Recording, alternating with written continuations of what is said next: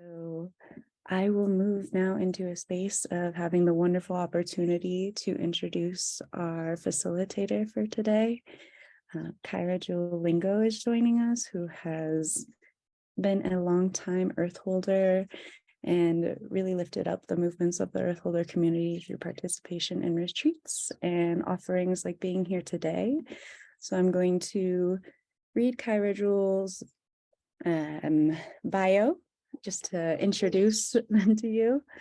So Kaira Jewel Lingo is a Dharma teacher who has a lifelong interest in blending spirituality and meditation with social justice.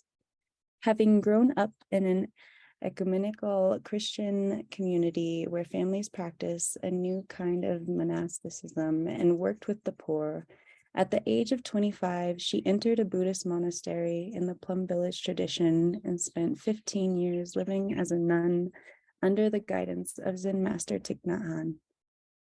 She received lamp transmission from Thich Nhat Hanh and became a Zen teacher in 2007, and is also a teacher in the Vipassana Insight lineage through Spirit Rock Meditation Center.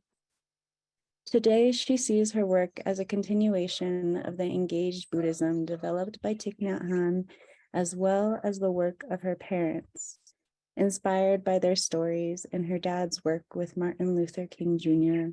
on desegregating the South. In addition to writing We Were Made for These Times, skillfully moving through change, loss, and disruption, she is also the editor of Thich Nhat Hanh's Planting Seeds, Practicing Mindfulness with Children. Now based in New York, she teaches and leads retreats internationally, provides spiritual mentoring, and interweaves art, play, nature, racial and earth justice, and embodied mindfulness practice in her teaching.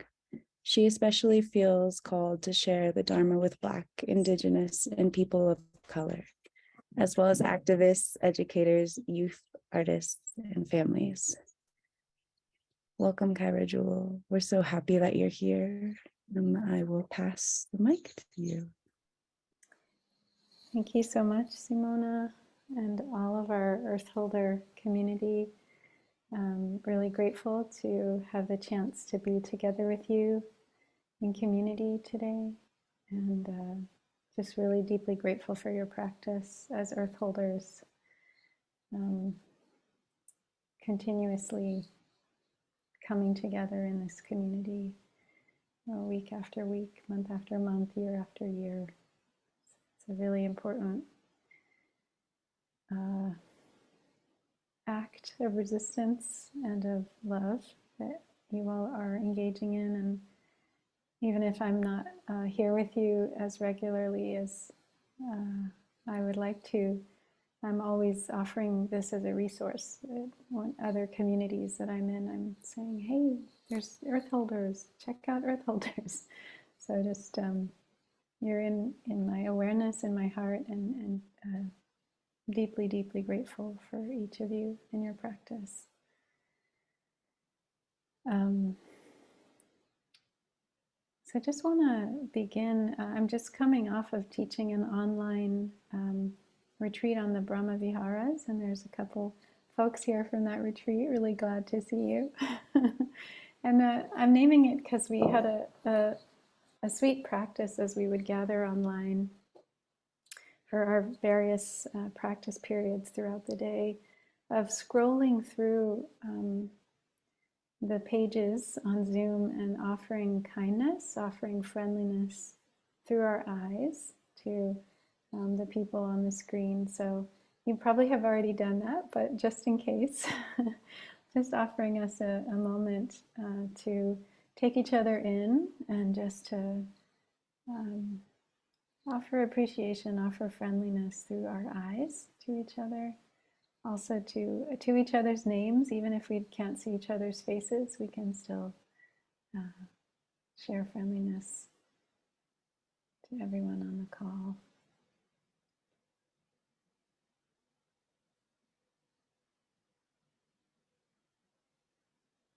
Really great to see faces I'm familiar with and also faces I don't know yet. a deep, deep welcome to each of you.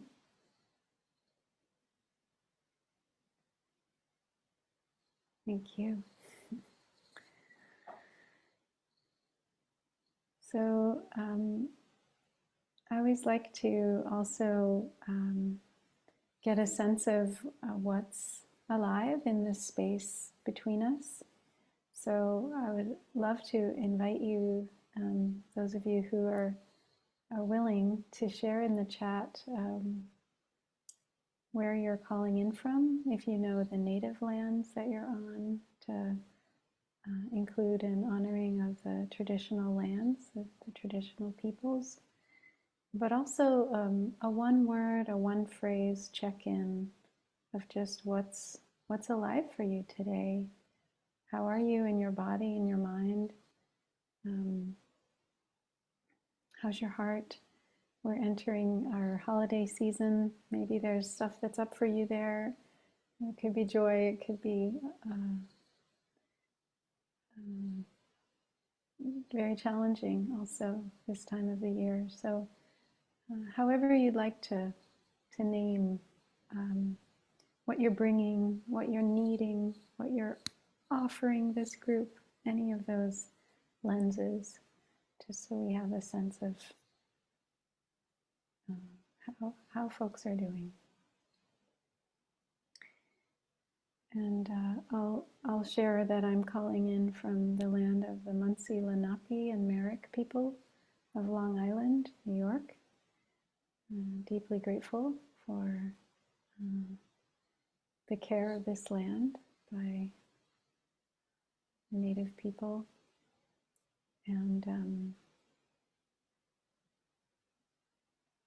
a lot of gratitude that I'm bringing here.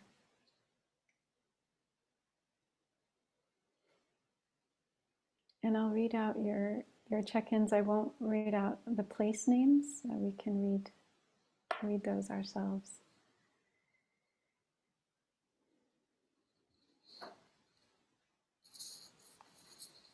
So joy and love, watching birds this morning.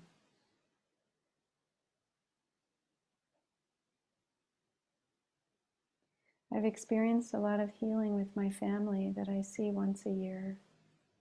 So many blessings from friends and family and presence practices. Enjoying needed rain and a rainbow. Feeling a sweetness for being here. Feeling awe at the winter clouds and skies. Openness.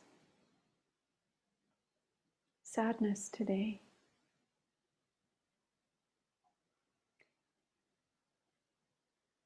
With love.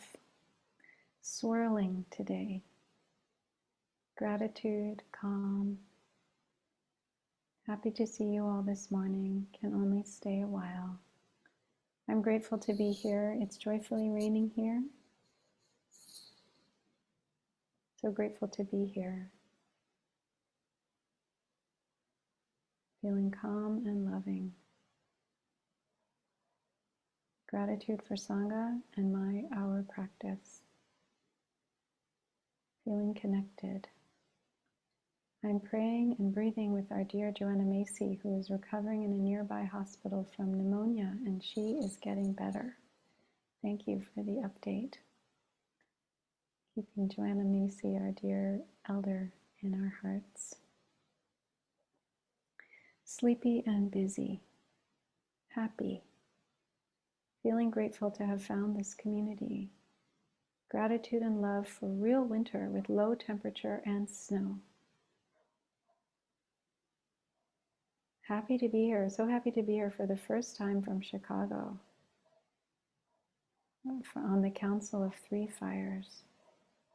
Grateful for kindness, tired but calm. Grateful for beautiful snow today. Celebrating my 70th continuation day with you. Happy continuation day, Donna. Feeling gratitude for this connection. staying warm and yet happy in the snow. Grateful from Sao Paulo, Brazil. Feeling joyful, grateful for an amazing rains retreat ending soon. Joy and gratitude for warm pup in my lap. My heart hesitantly opening. Nourished by the herons near the river during my walk this morning. Happiness in my heart. I'm enjoying living along a tribal preserve and able to see nature and beautiful mountains. And someone here from Kenya, grateful to be here. So happy you're here. Grateful for the aspiration to manifest goodness in our hurting world and for us to be together in this time. Peaceful. Mind and body tense after my dog got attacked, and I see my difficulty to stay with illness. A little apprehension about Christmas as my dog and I will be alone, and happy to be here. Grateful to be here, feeling grateful and sad today. Happy to be waking up to a fresh blanket of snow. Also excited to be here, first time meeting with the Earth Holder community. Warmest welcomes to Benjamin and everyone who's here for the first time. Minding fears from slips and fall in ice road. Sitting with beautiful snow. My husband transitioned on 17th of November, and I'm so grateful to be here, to be nourished by Earth Holder Sangha today. Thank you, and sending you and your community much care. Blossom. Happy to be cozy with my 2- and 4-legged family during a rare rainstorm. Gratitude to all who hold this beautiful space. Well, really good to hear who's here and what's alive for you. Thank you for offering your tender hearts and your joyful, grateful hearts to the community. So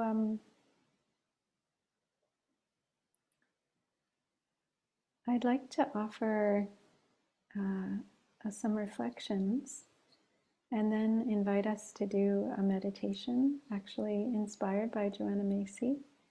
So glad you brought her in, Louise. Thank you. And so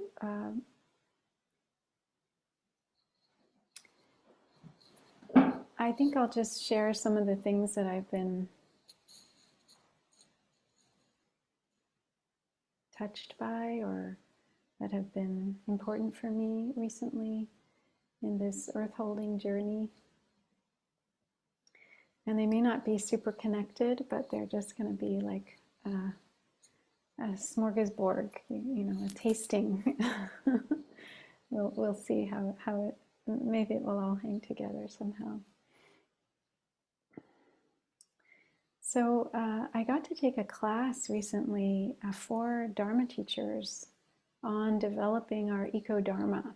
It was offered by One Earth Sangha, and it was a pilot, and they're going to be doing more and more. It's going to become an official course that basically anyone teaching, anyone leading groups can take as a kind of intimate deep dive with others who guide groups on how to develop, you know, the way we in our own teaching arc want to express this beautiful convergence between the Dharma and taking action on behalf of our planet, on behalf of our beloved sibling species, and each other, and all of us on this suffering and brilliant blue gem. So one of the things I learned in this course, which was full of beautiful learnings, was just a framing on three important steps for working with the climate crisis. And so one of them is to create a safe space for ourselves, for the groups that we work with, where one of the things that can happen in a safe or safer space is that we can work with difficult emotions. So we know that this strategy that many environmental activists have used for some time to kind of alert the public to what's going on, which is so important to tell the truth about what's going on, but it also has, when it just focuses on all the horrible things that are happening, we know that it has created the response of shutting down, and that people have not always, in many cases, been able to respond to that very factual, important, hugely significant information in a helpful way, because the nervous system has shut down. And so people retreat, people go into denialism, people go into distraction. You know, they don't always have a helpful way to respond to just that information the way it's presented. So this creating a safe space where people can work with difficult emotions is a really important piece of getting people engaged and active in this work. And then the second important piece is creating a new narrative. So that involves being able to speak to the trauma that's inherent in being alive on the planet at this time. This is like a persistent chronic trauma that we're all going through, right? Even if we're not consciously aware of what's happening, on some level, our nervous systems are registering that collapse is happening, right?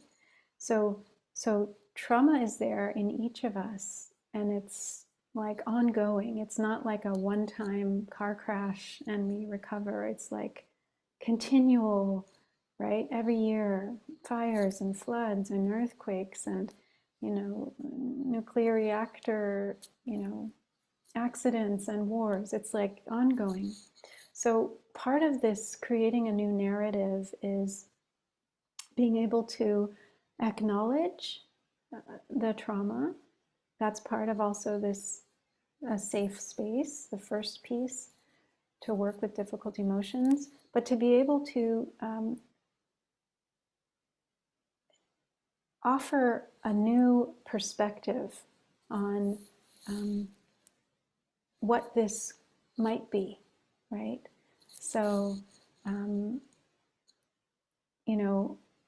naming all the things that are also going well, all the, incredible movements afoot, like this one. I just was I was waiting for a plane, and at the gate, I was watching this kind of inspiring, it was good news all around the planet, and it was showing this new innovation for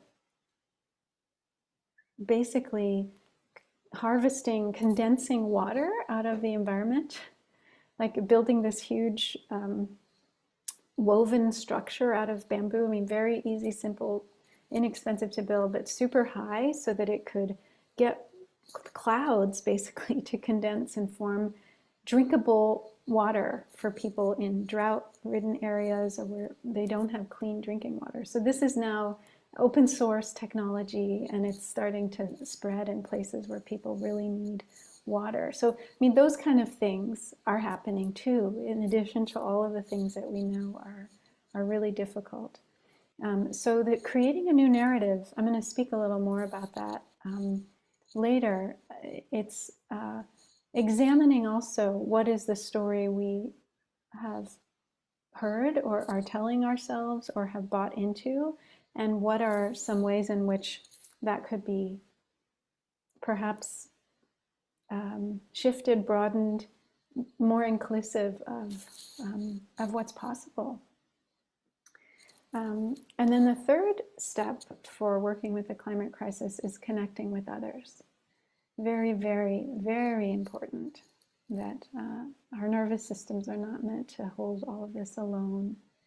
So, so that's one piece that I found very useful as a framing that I'd love to just explore more and understand more how to really embody these three things with others.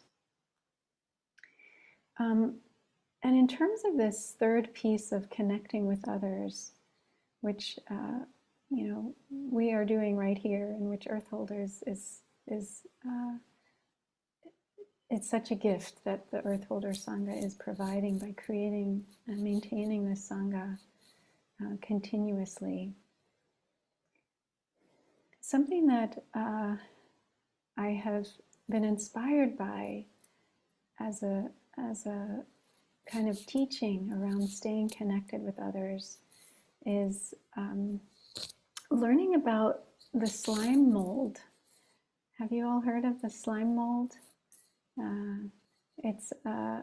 It's something that's kind of unique because it doesn't fit the current categories of beings. It confounds them. So it's not a mold, even though it's called a slime mold.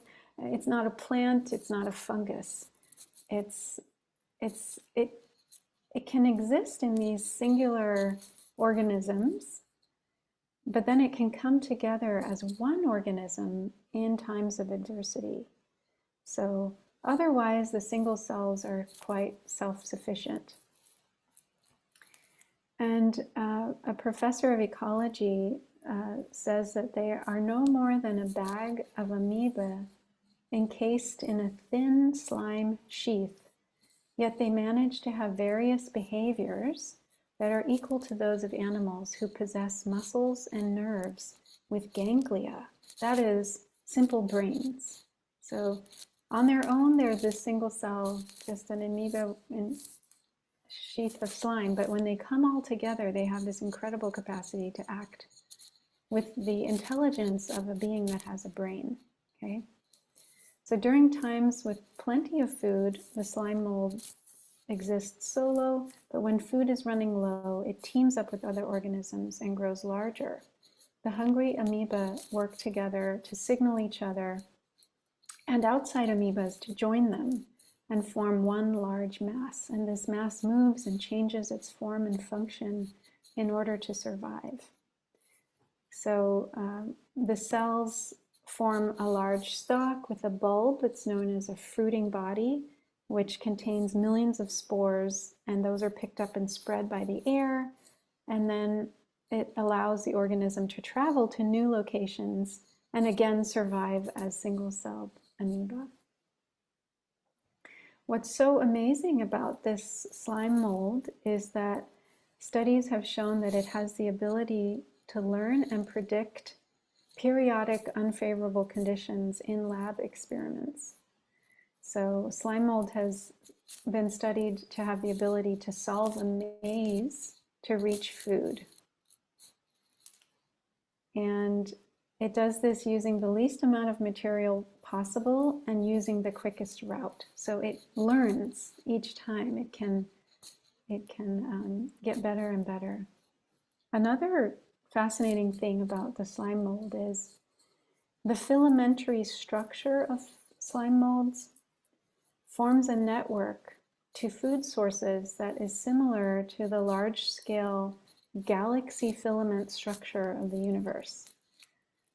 So this observation has led astronomers to use simulations based on the behavior of slime molds to inform their search for dark matter. So this is part of the fractal nature of the universe, right? Where the tiniest things reflect the structures and the patternings of the largest systems. So my invitation to us here is to, think of ourselves maybe as a slime mold, that we are, each existing in our own unique places. And here we are gathered from all over the world, Australia and Kenya and Brazil and all over the Americas and Europe, and right? And so we exist separately, but what would it mean to also see ourselves as this collective slime mold that can create spores that can lead to more slime mold that can, you know, be in different places and continue to come together as needed.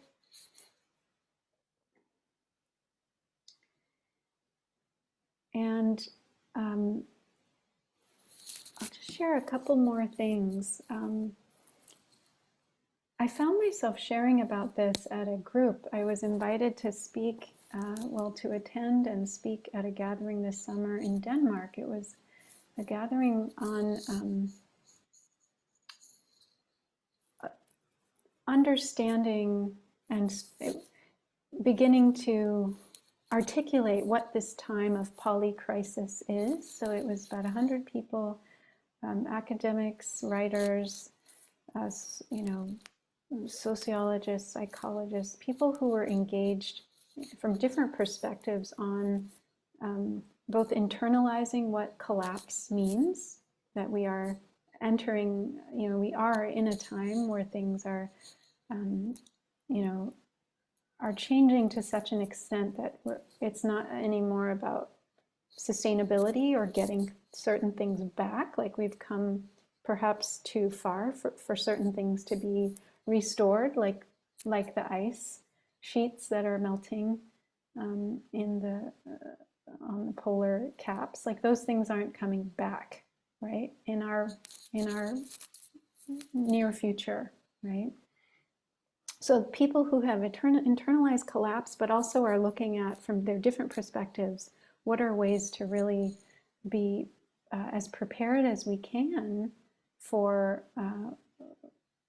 the shifts that are likely inevitable, you know, the tipping points that have already triggered more changes that aren't going to be able to be just, you know, I mean, we can't only do mitigation, you know, we also have to do adaptation, right? This is the language of the deep adaptation community.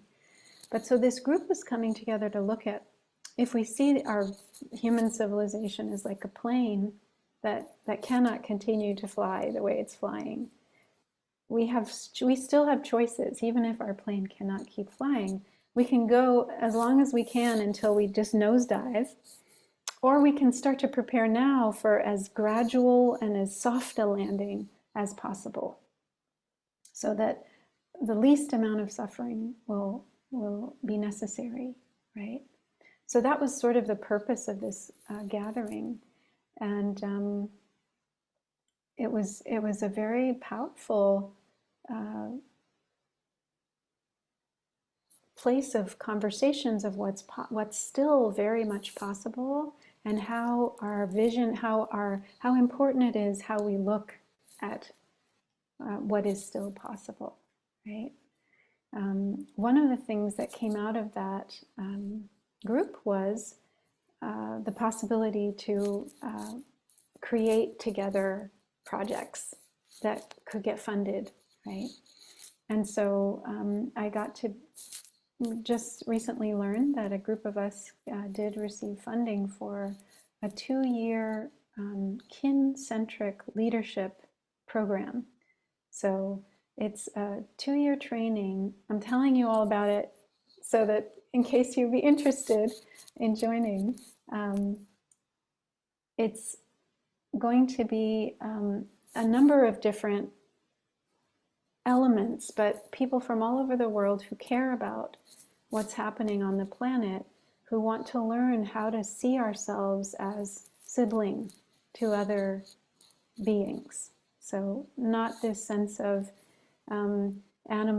humans being the top of the hierarchy, right? And to our dear friend in Kenya, Onesimus, so glad you're here with us. An example of this, my brother, who's a video editor, he edited a documentary for National Geographic about Kenyans around Lake Baringo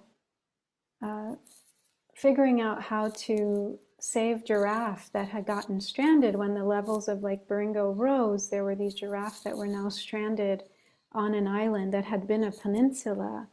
And so they figured out how to, build a barge and get the pregnant giraffe and, all these giraffes on a barge to come to the mainland so they could survive.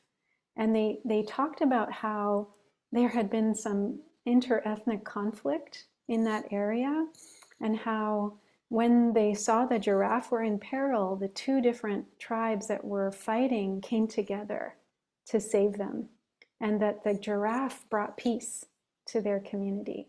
So this is a beautiful example of another species really helping humans, even as humans try to help that species. So it's a way that we can see ourselves as kin, right? Not as higher than or lower than, than other species. So part of the way I'm part of this group, I'm not the main architect, but there'll be retreats in different locations. So people will get to go wherever they're from, will get to go to a retreat, hopefully close to them. So I'll be helping to lead the retreat in the US. It's going to be in May next year, we think. And but for the week, we're going to be doing activities in nature and with each other to really understand ourselves to be one among many.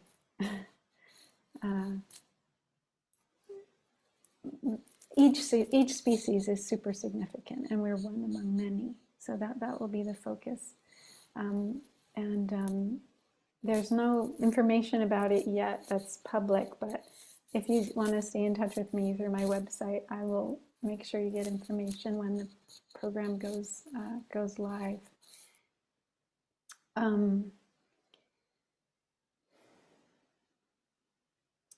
And so, this way we have of separating ourselves from other beings, and even our sense of being of us and nature out there, right? One of the things I learned in this Eco-Dharma course for teachers was that in many indigenous languages, there is no word for nature. There's no word for nature. So it's so embedded, it's so, it's not seen of as something separate from us. And so there's no word for it. Isn't that amazing? Right? We have created that separation in modern society. Oh, humans and nature over there. I love that. Okay, and the last thing I'll just share, going back to this, one of these 3 points about the importance of creating a new narrative. This is something that I talked about in the gathering in Denmark, is just the importance of being okay with not knowing, right? What science tells us, the whole purpose of science is to know, but it's also a beautiful part of the culture of science is to always be continually ready to learn and put forth theories and be ready for those theories to be disproven. So part of this, changing our narrative is to learn and touch that we can be okay with what is here and now, even if we don't know what's coming exactly. We can try to prepare, we can try to be ready, and we need to let go of this thought that we can control what's coming or what's going to happen. That we can actually rest back into the not knowing. As counterintuitive as that may sound, we are being held by the intelligence of Gaia, right? The intelligence of the giraffes. All of our ancestral traditions, both our scientific ancestors and traditions, but also all of our indigenous wisdom traditions, the intelligence of the rocks, the trees, the other species that share this earth with us. We can rest back into that and feel our way into what we need to be doing, right? And also allow things to emerge. So Donella Meadows is someone that I really am grateful to as a systems thinker. She wrote a paper about the top most important ways to intervene into systems, the leverage points that can really shift a system, right? You can be trying and not make any progress, but if you know the right place to intervene, everything can change, right?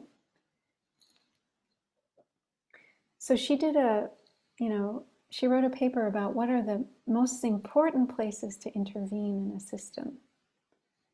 And the most important place, she said, is that she wrote 11 of these leverage points, but the most important one, she said, is the power to transcend paradigms.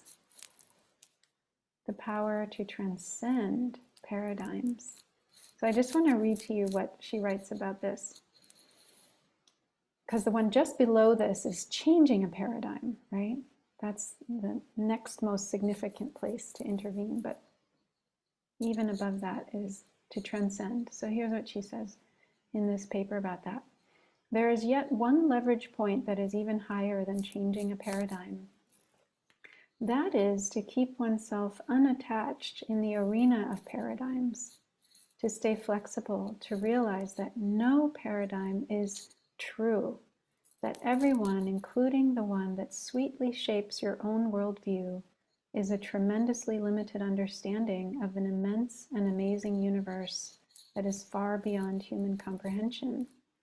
It is to get at a gut level the paradigm that there are paradigms, and to see that that itself is a paradigm, and to regard that whole realization as devastatingly funny. It is to let go into not knowing, into what the Buddhists call enlightenment. People who cling to paradigms, which means just about all of us, take one look at the spacious possibility that everything they think is guaranteed to be nonsense, and pedal rapidly in the opposite direction. Surely there is no power, no control, no understanding, not even a reason for being, much less acting, in the notion or experience that there is no certainty in any worldview. But in fact, everyone who has managed to entertain that idea for a moment or a lifetime has found it to be the basis for radical empowerment. If no paradigm is right, you can choose whatever one will help you achieve your purpose. If you have no idea where to get a purpose, you can listen to the universe, or put in the name of your favorite deity here, and do her, his, or its will, which is probably a lot better informed than your will. It is in this space of mastery over paradigms that people throw off addictions, live in constant joy, bring down empires, get locked up or burned at the stake, or crucified or shot, and have impacts that last for millennia. So I would add that it is in this space of mastery over paradigms that people discover ways to move through this greatest danger facing humankind in the history of humanity, the climate crisis, with great joy, with great creativity, with great success. I leave you with that. is my reflection. So thank you so much. That was Danella Meadows, places to intervene and the leverage points to intervene. So I'd like to invite us to do a practice now. I know our usual way of using time is a little different this time.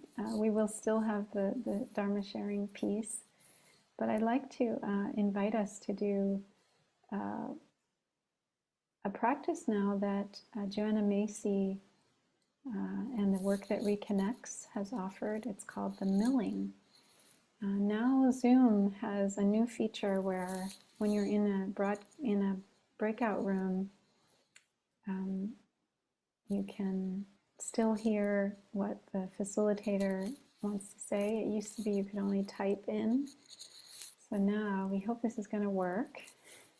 We're going to put you all in breakout rooms of 3.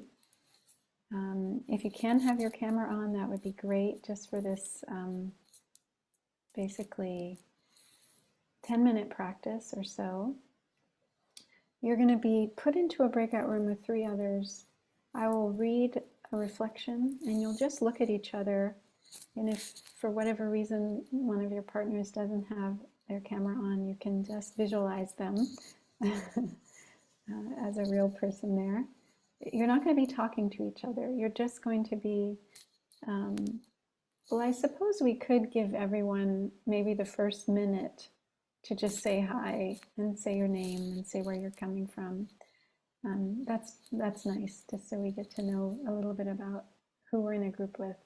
But then after a minute, you'll just be quietly looking at each other, and I'll read a reflection. And there are 4 different reflections.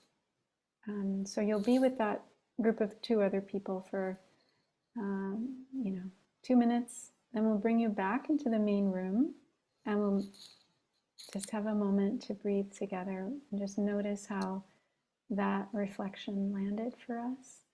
And then you'll be put in another breakout room with 2 different people, and I'll read a different reflection. So again, you'll have a minute to just say words of hello to your 2 partners. You'll come back after the reflection, have a moment to breathe. And we'll do that 4 times. So you'll be in 4 different groups of 3 people. And each time just a minute to say hello, and then the rest of the time just, taking each other in, practicing with the guided words as you take in the other person. It's a practice of building community. It's a practice of connecting with each other as various parts of this slime mold that we're all forming together. Okay, so we'll begin with this reflection. We can bring our share to a close.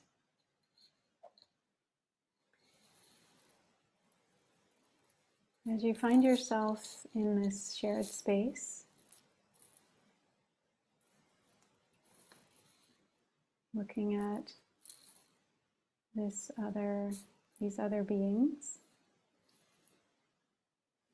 connecting to the reality that this person is alive on planet Earth at the same time as you, born into the same period of crisis, danger, speed, and injustice.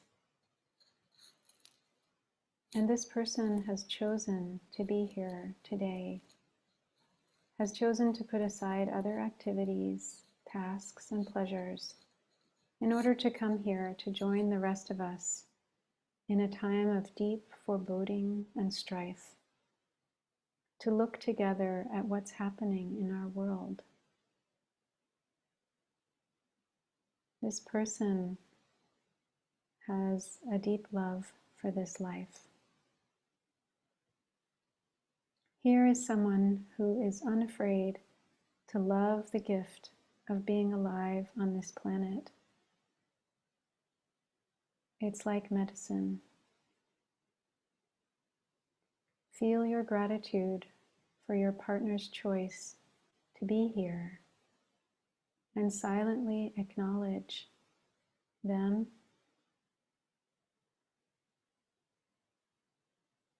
And with gratitude, as we listen to the bell, we can bow to honor them.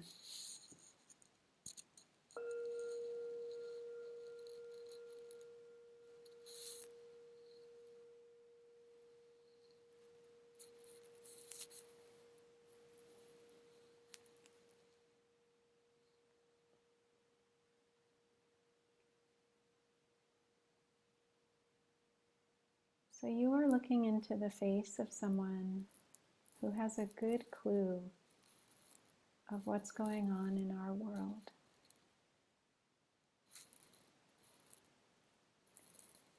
This person is aware of small farms forced out of business, the issues of fracking and mountaintop removal, mass incarceration and police killings of people of color, the corporate military complex and its wars against people of the global majority, and the huge threat of climate disruption, among many other issues. Sense this person's awareness of the terrible injustice, inequality, and pain that surround and wound us all in different ways.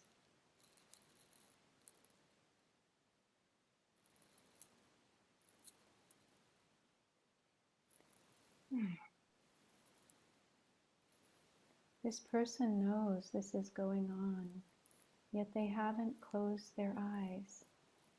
They haven't turned away.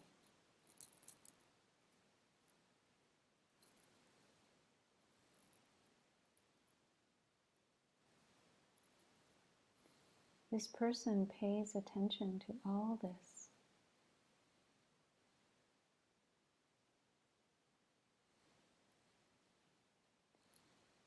Experience your respect for their courage.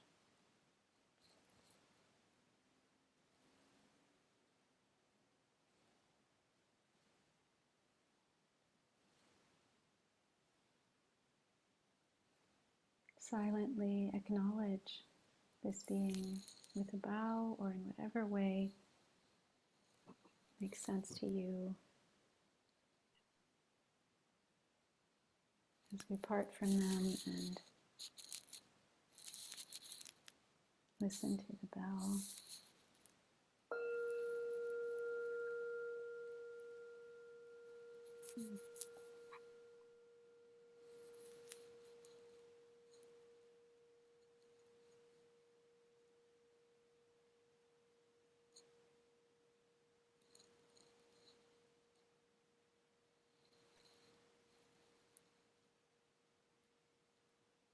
As you breathe and take in the presence of this person, let your awareness open widely to hold the complexities and confusion this person experiences due to being born with their particular skin color, culture, abilities and disabilities, and gender, and other identities that they may claim.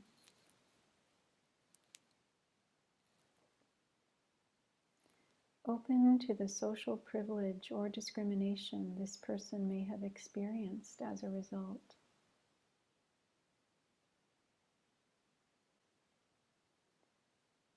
Invite yourself to open now to the immeasurable and unnamed losses your partner has suffered for a lifetime of being deeply impacted by privilege or oppression, or both.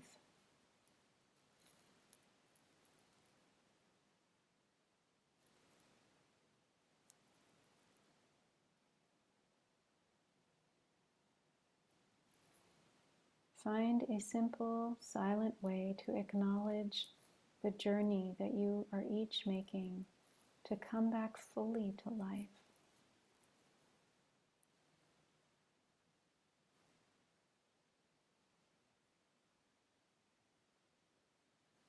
to partake in its shared and multifaceted richness.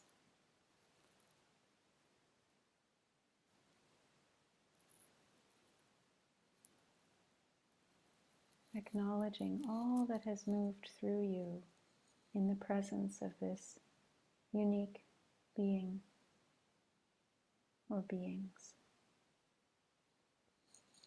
And you can offer again whatever acknowledgement feels right, and breathe with the bell.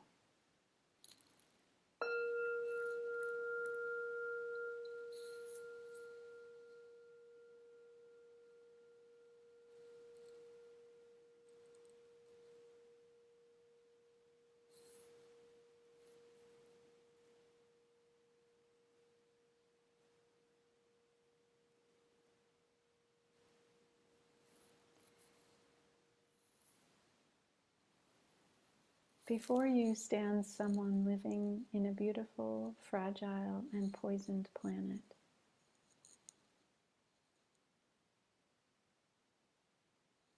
In their body, as in yours, are toxins that can bring cancer and immune disease. This person, like you, can die from a nuclear accident or attack, or from a flood or drought, or a plague triggered by climate change.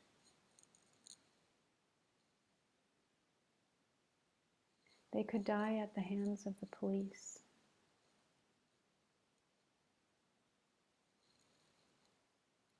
We can face this together. We must not let our common danger separate us. Instead, let it bond us.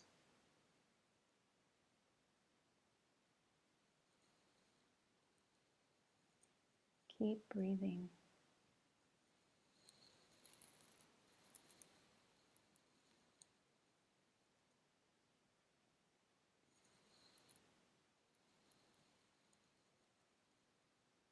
And now there's another thing to see in this face. Allow your awareness to open to the real possibility that this person will play a pivotal role in the great turning to a life-sustaining civilization.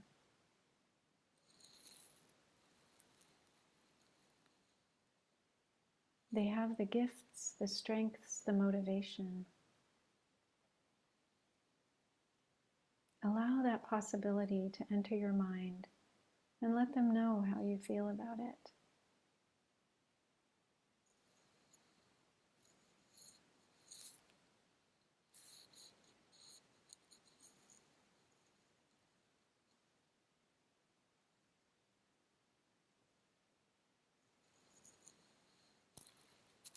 We close by offering whatever gesture of gratitude, of deep honoring, and we can breathe with the bell.